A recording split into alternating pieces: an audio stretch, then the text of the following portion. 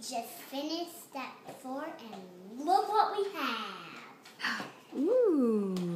We glued the face out of the magazine and painted the buffers, and the red part we glued straws and wheels on both sides with hot glue.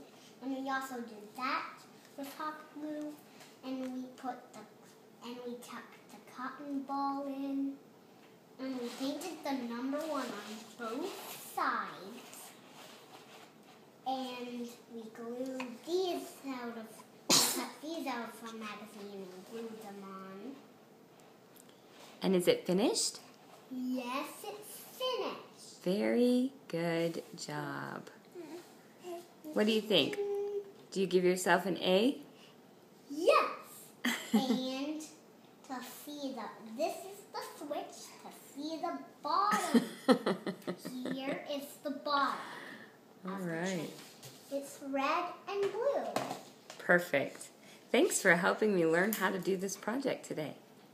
You're welcome. Someday you can do it too.